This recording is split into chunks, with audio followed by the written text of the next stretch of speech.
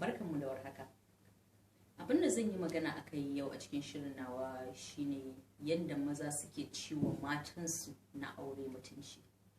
Kuna ciwon matanku na aure na sunna Annabi Muhammad sallallahu alaihi wasallam mutunci akan ƴan matan da suke waje, akan ƴan matan da suke titi, wayanda ba ku da ma tabbacin cewa za ku aure su. Yana da kyau ku dinga duba matanku na cikin gida. Ku san cewa wayannan matan fa auren su kuka yi. Soyayya ce tsakanin ku, kuka aure su, kuka zauna da su, har kuka hayayyafa tare da su. Wayannan mata ba mata ne wayanda ya kamata ku ci musu mutunci ba. Mata ne wayanda ya kamata ku kare mutuncin su ta kowane hanya. Ba mata ne wayanda ya kamata ku zo gaban su kuna wulakanci, kuna cin fuska ba.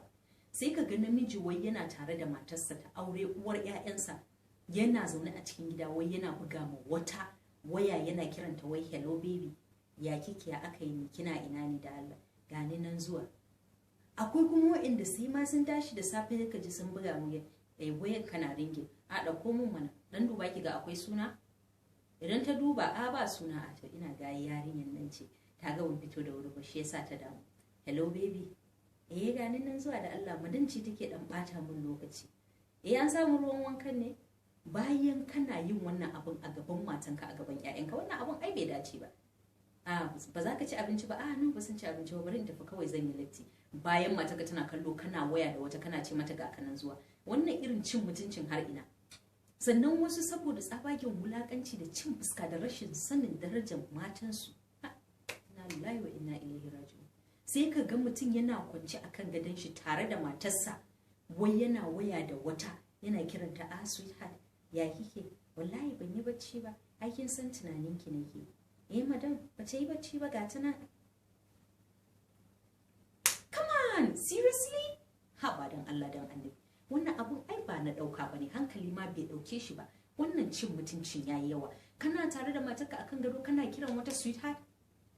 Ya kamata cewa ku yi tunani duk haƙurin matan ku nan, duk soyayyar da matan ku suke muku. Mun san cewa mijin mace hudu ne, amma yana da kyau ku dinga duba cewa matan ku suna son ku, sannan kuma mace tana da kishi. Wannan abin da kuke yayi yawa, wannan abun wulakanci ne. Yanzu kai saboda Allah da Annabi, idan kana tare da matarka ta daga waya ta kira wani take ce mishi sweetheart, za a zauna lafiya? Exactly, ka san cewa ba za a zauna lafiya ba. Saboda haka abinda ba kwa so a muku, dan Allah dan Annabi ku daina yi ma matanku. Idan kana da budurwa a waje, yana da kyau ka bata lokacin da za ta kira ka, ko kuma kai ka ringa kiranta lokacin da baka tare da iyalinka. Ba wai zaka zo ka zauna lokacin da iyalinka ta kawo maka abinci zaka ci, sai wata ta kira ka, hello sweetheart, wallahi abinci zan ci. Okay, to no problem, ga nan zuwa, kin ji kake da bari in zo kai ki cin abinci. Kana tare da matarka, bayan ta girka maka abinci ka fita ka bar ta ka je ka dauki wata ka kai ta wurin cin abinci. Wannan cin fuskan da wulakancin har yaushe? Yana da kyau ku ringa kare hakkin matanku, wallahi tallahi. Idan ba haka ba, idan mata suka gaji da irin wannan wulakancin, suka fara tafka muku irin nasu wulakancin, wallahi ba za ku iya dauka ba. Saboda idan aka samu matan da ba su da haƙuri, ina ɗaya daga cikin su, matan da ba su da haƙuri, domin ni irin waɗannan abubuwan ba zan iya ɗauka ba. Ina gani so da yawa ana yi wa mata abubuwan suna mun zafi, amma ba zan iya magana akai ba saboda ba ni ake min ba. Wannan abincin fuska ne, wulakanci ne. Idan baka son mace, ka rabu da ita. Ya fi komai sauki, ba wai ka aje ta a gidanka kana wulakanta ta, kana ci mata fuska ba. Wallahi tallahi mu mata iya shegen mu yana da yawa.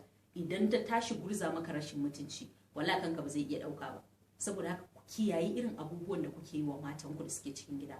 Wallahi idan suka tashi ramawa, wallahi za su iya samu ku hawan jini. Kuna sana kun san haka. Saboda haka ku ringa kare hakkin matan ku. An san cewa za ku aure 1, 2, 3, 4, amma ku yi shi da mutunci, ku yi shi a cikin mutunci, sannan kuma a cikin daraja. Ba wai ku wulakanta waɗanda suke cikin gida ba, sannan kuma ku je wajen ma ba ku da tabbacin cewa waɗannan matan da kuke ciwo matan ku fuska saboda su, cewa za ku aure su.